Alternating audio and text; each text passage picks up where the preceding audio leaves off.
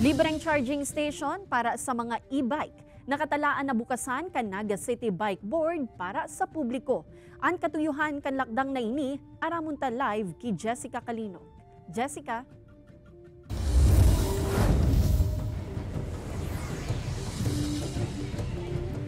Kate, sigon sa Naga City Bike Board, rekomendasyon kan e-bikers ang pagmukna nin free charging stations. Asi naglalao man ang opisina na sa tabang kaini, may enganyar itong nasa 2,700 na e-vehicle owners na nagparehistro sa indang opisina na gamito na ang sa indang mga bihikulo.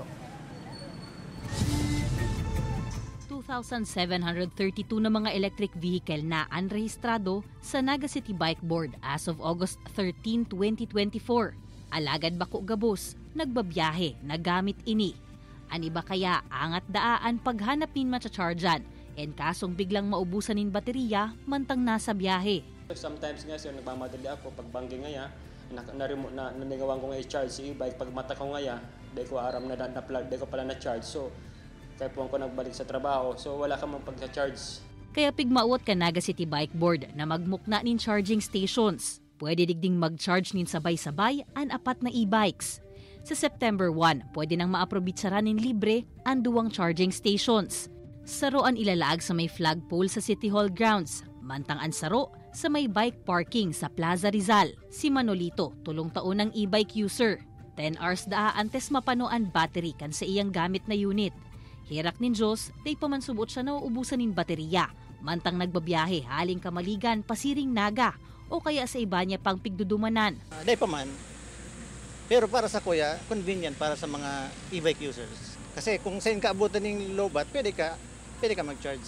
Kung magpuuna ang operasyon kan free charging stations, pwedeng antisiparan man ang dagdag na bayadan sa kuryente kan syudad. Alagad sigon sa Naga City Bike Board, nagpaparehistro man ang mga e-vehicle owner. Kaya may nakukuaman pabalik ang Naga City LGU.